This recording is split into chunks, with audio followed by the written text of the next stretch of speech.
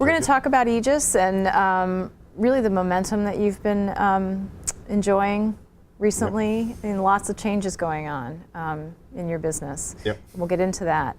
But let's start with having you really articulate, if you could, your sort of guiding philosophy about sort of the importance and role of media in what's become such a convergent world for consumers, and how they interact with brands. Let's start talking a little bit about that, because I think that's what's informing really how you're running your business too, correct?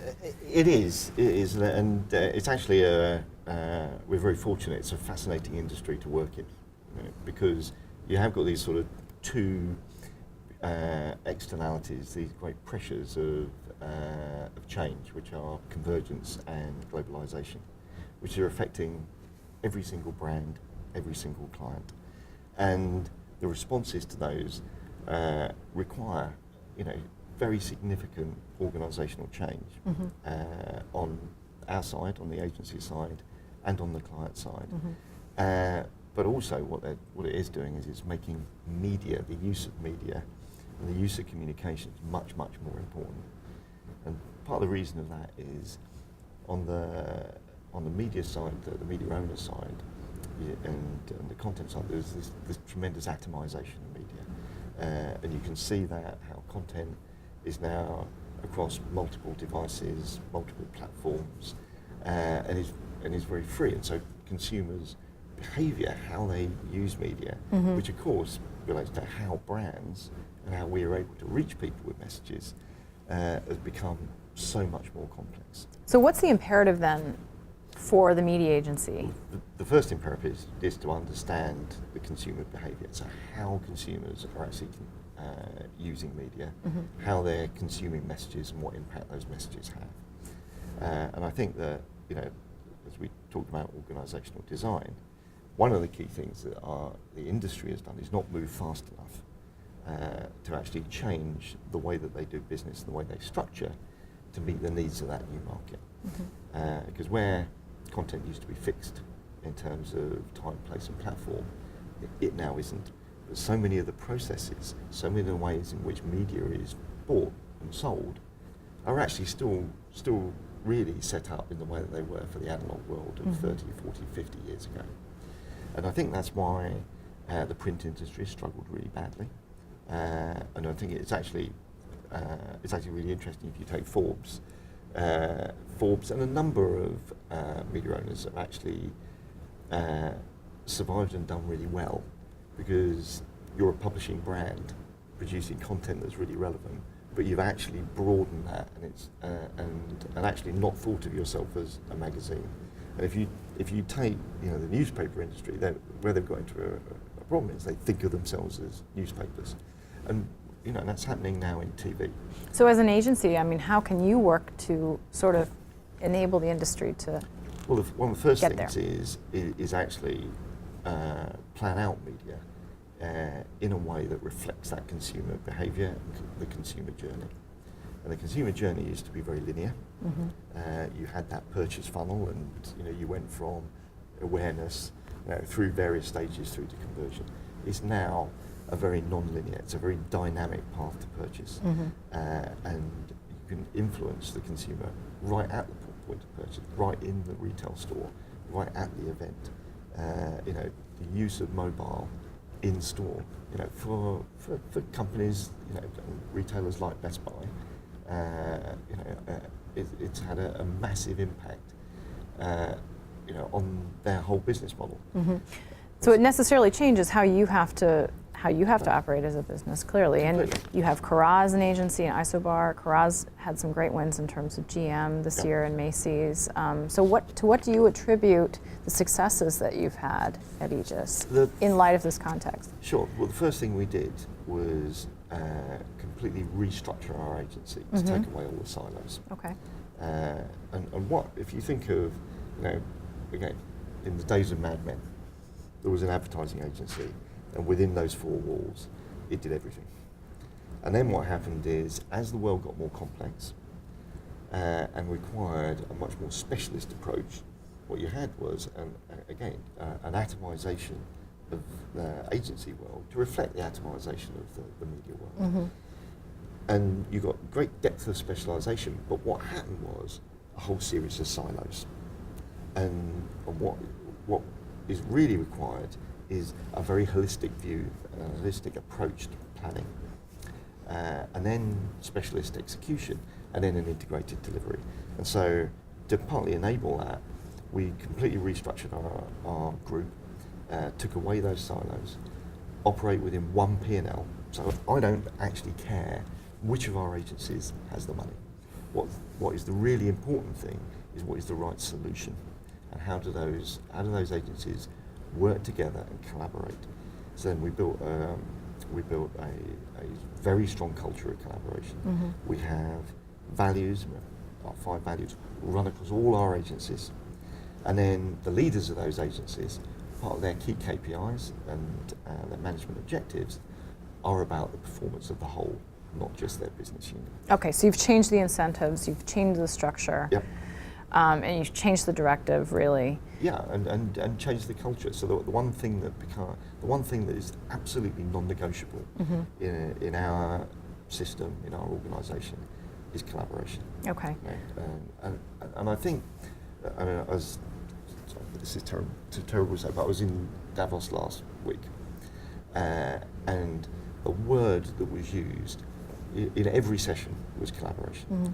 And someone that I thought said it really well, which is, so many organisations don't have the muscle called collaboration. That collaboration muscle doesn't exist. And if you don't have that, very, very difficult to function and operate now. Sure. Well, to your point about culture, I mean, there needs to be a major cultural shift in some organizations. Otherwise, Yeah. I mean, it's very difficult for people to get out of their entrenched ways of doing things. I think that's right. And I think if you look at so many organisations in the media industry, it's fascinating.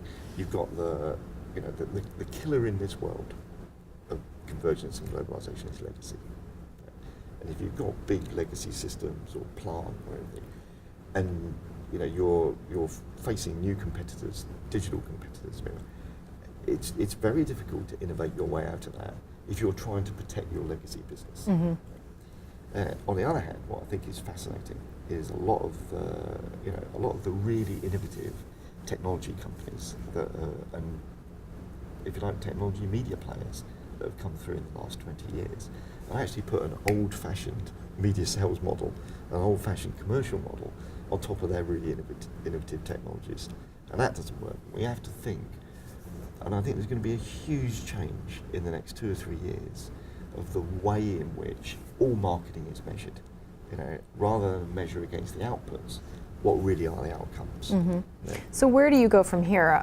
You're at a point of change in Aegis's existence. Dentsu is going to be shortly completing an acquisition, which will change the business, create opportunity. Yep. How else do you think that will change your strategy? I think it's quite interesting. I think we feel our strategy has been the right one for the industry over the last 4 or 5 years, which is why our organic growth rate has been around about double the industry average, and here in the US market, we've pretty much trebled in size. Our profits have gone up by 4 times, and that is basically because we did that re-engineering. I think the reason that Dentsu were attracted to us was twofold. One is they like the strategy, and 2, there's great complementarity between our 2 businesses. They're obviously extremely strong in Japan. They're strong in Asia. They've got some really interesting assets like McGarry Bowen 360i here in the US, but they don't have a media network. We actually have an organisational network around the world, which enables them to become global. For us, more assets, more resources, a longer term view.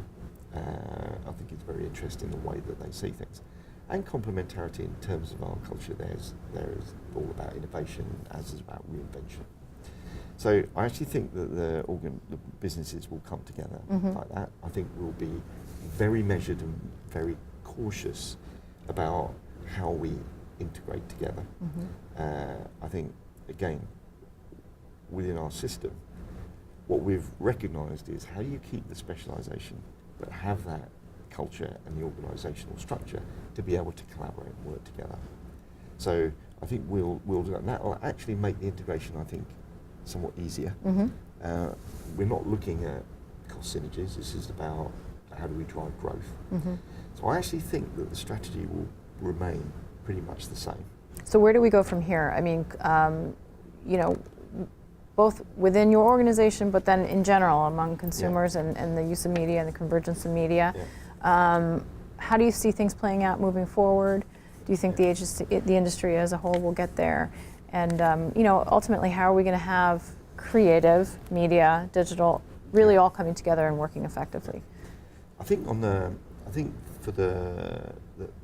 publishing side, you know, the critical issue is what are the business models that support you know, multi-platform distribution of content, because inevitably I think the consumer is going to continue to really atomize their behaviour across more and more screens. It's going to become more and more on demand, and those fixed appointments for content are going to become less and less. And that's why, you know, sports, you know, is going to continue to become more and more valuable. Those critical moments that are must see, particularly because there will be fewer of them. There will be fewer of them. You know, but people are consuming more, you know, because it's more readily available. But it's very much on demand. It's very much shareable. And I think that one of the key things that we've all got to grapple with, you know, is the use of data. You know, is you know, you're getting more and more data, we're getting more and more data. The plurality of how we operate across all those different media and different devices becomes absolutely key. So for us, I think it's going to be a continuation of our approach, I think, because we feel pretty confident that's flexible enough. And flexibility, agility, and speed are going to be the key things. I actually don't need to know. I don't need to know what's happening 18 months out. Sure. What I need to do is I need to have an ability to move quickly when things become clearer. And then for an agency business where it's all about people, you know, that's somewhat easier than if actually you're on the publishing side. But together, I think that the way that we work together will change radically in the next 5 years. That we have to have much more of a partnership approach. We'll be working together for clients and for brands to make sure that we're capturing data, we're using that data in the right way, in a very responsible way, but in a way that actually adds utility and value to people. So I think that, you know, there's lots of talk about privacy, and privacy is very important for the individual people.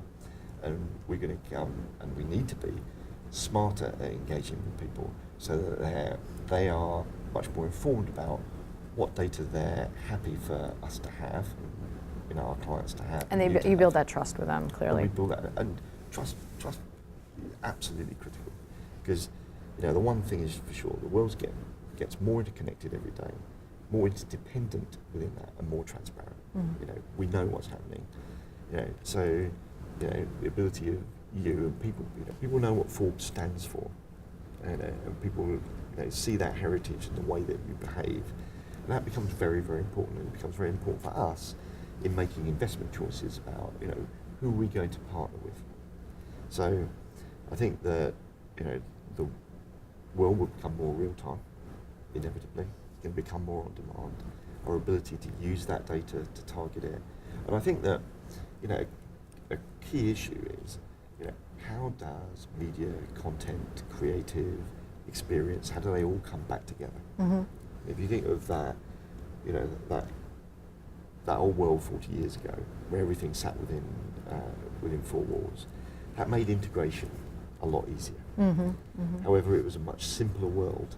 You know, there were relatively few choices, relatively few disciplines, relatively few capabilities that you needed. Now, it's just this huge panoply of different specialisations you need. Sure. But our ability to bring those together and work them become absolutely key. And then, you know, as I say, for us to collaborate, not just with ourselves and with our clients, but with publishers of content, the producers of content, because content in the end, we will talk about being a social world and a mobile world. People don't consume that. They consume content. They share content. You know, Facebook is incredibly valuable, but it's a platform. You know, it's populated by people who share content, and it's the people who produce content that actually create that currency that flows around the system. Well, it'll be great to see, and we look forward to seeing how it all plays out. So thank you so much. I appreciate it.